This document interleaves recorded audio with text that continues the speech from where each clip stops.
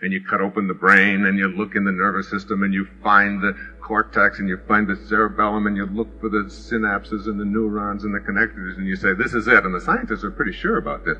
This is it. Hello, and welcome to a new video on your favorite channel, Channel Pacific.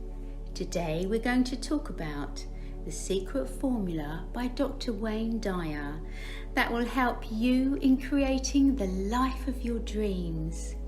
In today's video, you will get to know the reason why the things that you were trying to manifest are not becoming reality. It is the basic question that every person asks themselves in situations where the reality of their lives does not seem to be aligned with the vision of their dreams. We start beating ourselves up. We blame our surroundings and situations for our condition in life. Why do we seem to go spiraling down the stairways of life without knowing what we did wrong?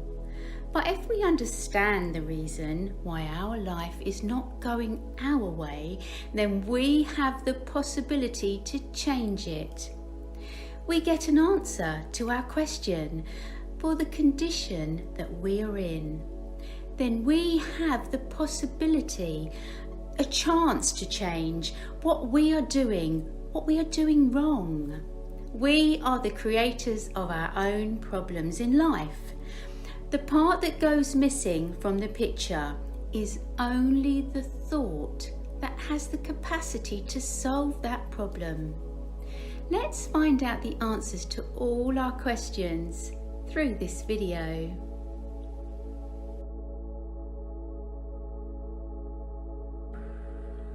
So this surrendering process is really just crucial. And what I'm going to ask you to do, I am in the process now of putting together in my own mind ideas for something I'll probably write a year or two from now. And I want to share it with you here this evening, and I haven't shared it too much in public since I'm working on it in my own life. And it's this, like, if you really want miracles to show up in your life, you have to be able to do these three things, right? And I'm going to just sort of, there'll be three, but I'll probably get to the third one 2 minutes before I finish. But it's okay, because the first one is the toughest for people, and I'll get to that in a moment. And this three-part sort of paradigm is what I think of as the secret formula to manifesting miracles in our lives.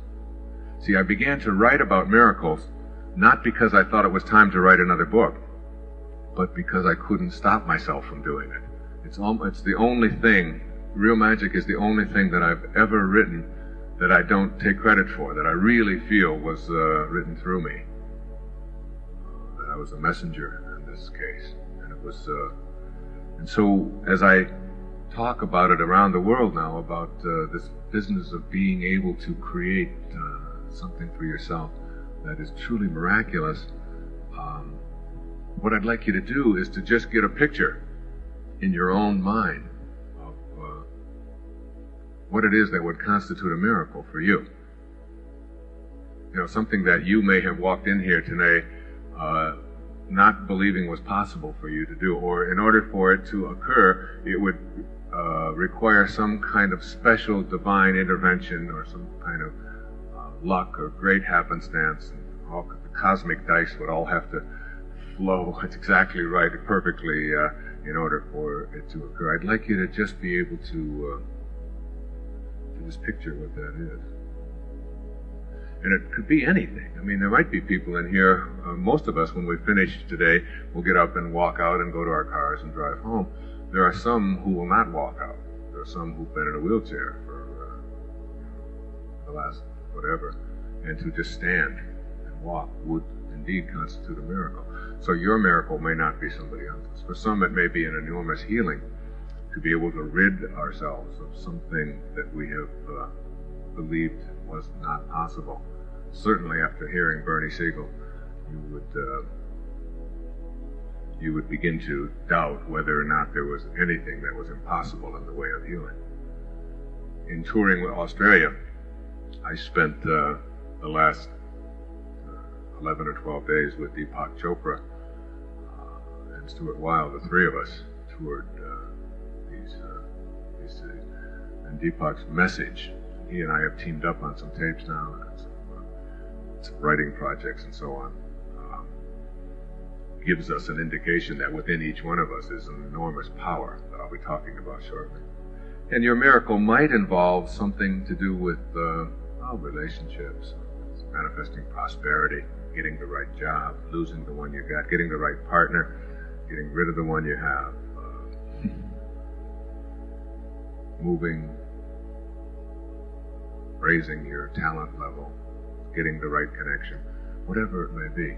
Just sort of get a picture of it. And the first of these three things for this paradigm for miracle making, I call banish the doubt.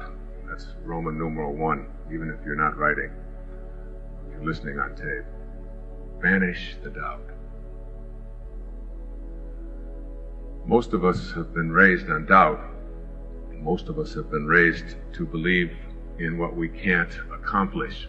In order to be able to get to the stage of creating for ourselves this area that I call real magic, you have to get rid of the doubt that it's possible for you. And this I spend the most time on because it is the most difficult for us, because we somehow haven't got within us this knowing that we are divine, and that we are capable, and that we can create for ourselves virtually anything that we want to.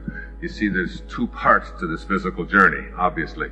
There's the physical part, which was handled for you in an instant, in 1 split second, 1 microsecond.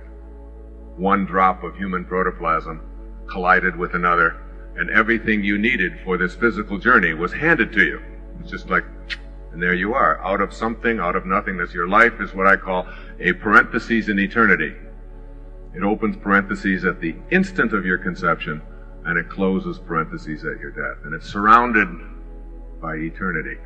And when your life opened parentheses, everything that you needed in that tiny little microsecond was handled for you.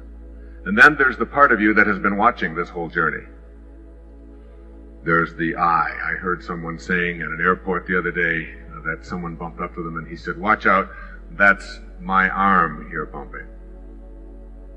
And I stopped to think about that, and I wondered, now, whose arm is that really? I mean, if you say, "This is my body," whose body is it? I mean, are you your body, or are you the owner of this body? Or are you the observer of this body? There's this I. It's like I have the sentence, "I was saying to myself." Well, there's two people in that sentence. There's the I, who is saying, and then there's the physical, who is the self. So I am speaking here today in terms of creating miracles about the I, the owner, the observer, that invisibleness that is inside this physical package, this ghost in the machine, that you can never escape. You see, when the moment before you die, you close parentheses, if they were to just come in and bring in a big scale, like this cosmic scale, put everybody on it just before they weigh you, and then an instant after you die, then they weigh you again.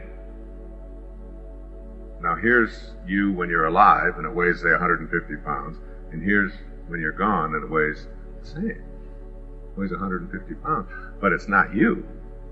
I mean, it's just something that they're going to burn. Or they're going to bury. It's going to be worm food. I mean, they wouldn't treat you that way. They wouldn't burn you, would they? I mean, there's laws against that. So, who you are, I mean, what it is that constitutes your very life is weightless. You can't weigh it. You can't see it, you can't touch it, you can't get a hold of it. Like you can go in and do an autopsy on anyone, and you can find the command center inside of you that says, I think I'll wiggle my finger. And you say, I'm going to wiggle my finger. And you go, wow, where's the command center that allows that to happen?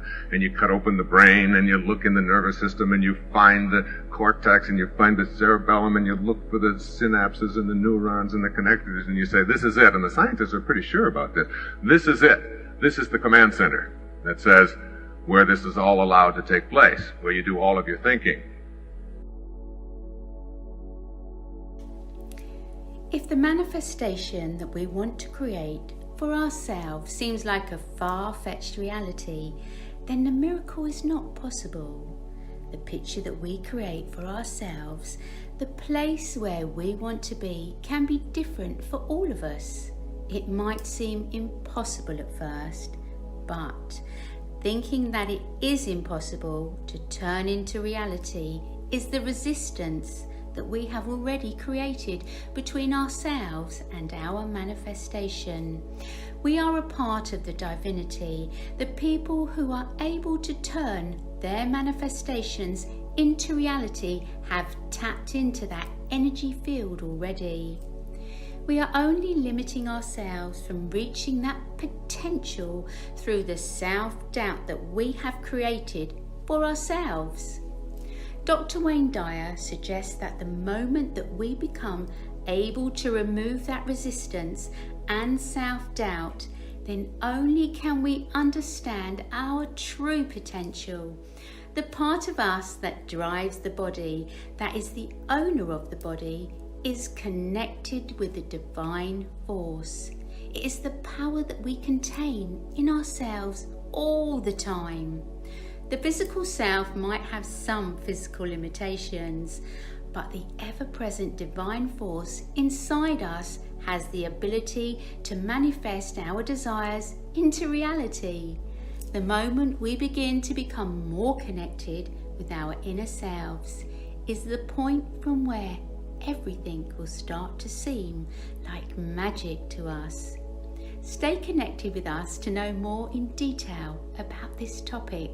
Subscribe to our channel so that you don't miss any videos from us. And please like this video to accept the power of the divine force.